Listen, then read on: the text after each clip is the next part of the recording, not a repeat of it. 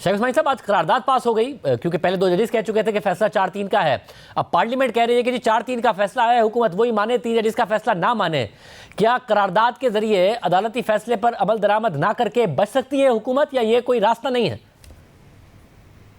देखिए, कोई जजमेंट जो होती है, खासतौर से सुप्रीम कोर्ट की जजमेंट, उसमें जब एक ही रेमेडी होती है, अगर आप उससे एग्री नहीं होते, वो ये होती है कि आप उसमें रिव्यू के लिए चले जाएं। और जो पॉइंट इन्होंने रेज किया है 4-3 का बजाय 3-2 का, इसमें उनके लिए अच्छा ये पॉइंट है, क्योंकि वो रिव्यू उसी वक्त होती है जबकि आप कोई ऐसी चीज दिखाएं जो कि सामने मौजूद है और जिसको मिस कर दिया गया है।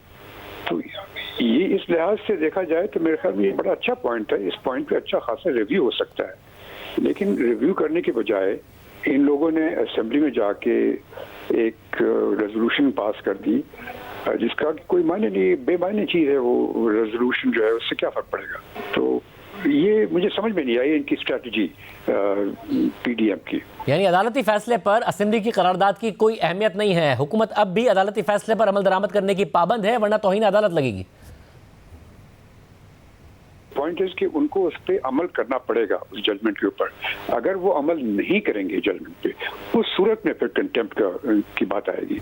तो पहला इम्तिहान 10 तारीख को है, 10 अप्रैल को पैसे रिलीज करने नहीं करते तो मुस्तफ़ा इम्पैक्ट केस के बाद क्या अकेला वजीर आजम तौहीन अदालत का मुर्तकिब होगा, या पूरी काबीना के ऊपर जिम्मेदारी आएगी?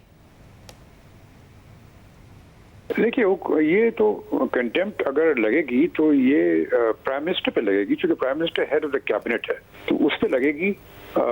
जो मुस्तफा इम्पैक्ट वाले केस की बात कर रहे हैं आप, उसमें उन्होंने ये कहा था कि जो फैसला करेगी हुकूमत, कोई भी फैसला करेगी किसी इशू के ऊपर, उसमें जॉइंट फैसला होना चाहिए कैबिनेट के साथ मिलके।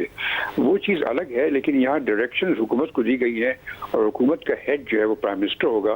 तो अगर कंटेम्प्ट की कोई प्रोसीडिंग शुरू होंगी तो वो प्राइम मिनिस्टर के खिलाफ होंगी, अगर उन्होंने जो डायरेक्ट उनको ऑर्डर दिया है उसको ओबे नहीं किया। यानी अगर उन्होंने कहा कि आपने पैसे देने हैं और उन्होंने पैसे नहीं दिए या इनकार कर दिया, तो उस सूरत में इनके खिलाफ कंटेम्प्ट लग सकती है प्राइम मिनिस्टर के खिलाफ।